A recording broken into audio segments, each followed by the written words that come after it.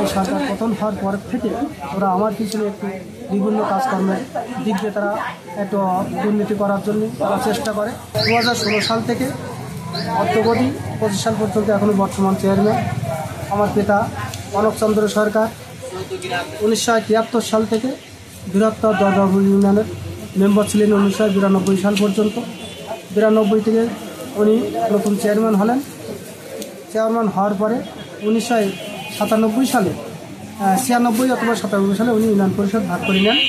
বৃহত্তর ইউনিয়ন, সেটার নাম হয় কাদাঘাটি ইউনিয়ন, 11 নম্বর কাদাঘাটি ইউনিয়ন পরিষদ। 2016 সাল থেকে আমি অদ্যবধি চেয়ারম্যান আছি। এইখানে আমাদের কাদাঘাটি ইউনিয়ন একটি শান্তিপ্রিয় ইউনিয়ন আমি মনে করি। দীর্ঘদিন যাবৎ কোনো রকম কোনো বিশৃঙ্খলা হয়নি, হতে দিইনি আমরা।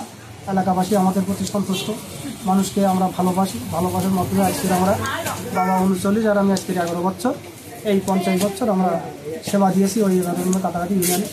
ইতিমধ্যে আমাদের সরকার পরিবর্তন হওয়ার পরেও আজ পর্যন্ত কোনো দিন আমাদের প্রতি কোনো প্রভাব পড়েনি। পদ্মা সেতু, মেট্রো রেল এবং এলিভেটেড এক্সপ্রেসওয়ে নির্মাণের গর্বিত অংশীদার বসুন্ধরা সিমেন্ট। 2001 সালেও পড়েনি, 2024-ও পড়েনি, এখনও আজকে পর্যন্ত কোনো রকম কোনো প্রভাব পড়েনি। ইতিমধ্যে আমার ইউনিয়ন পরিষদের কিছু মেম্বার এই সরকার পতন হওয়ার পর থেকে ওরা আমার পিছনে একটু বিভিন্ন কাজকর্মের দিক দিয়ে তারা একটু দুর্নীতি করার জন্য তারা চেষ্টা করে।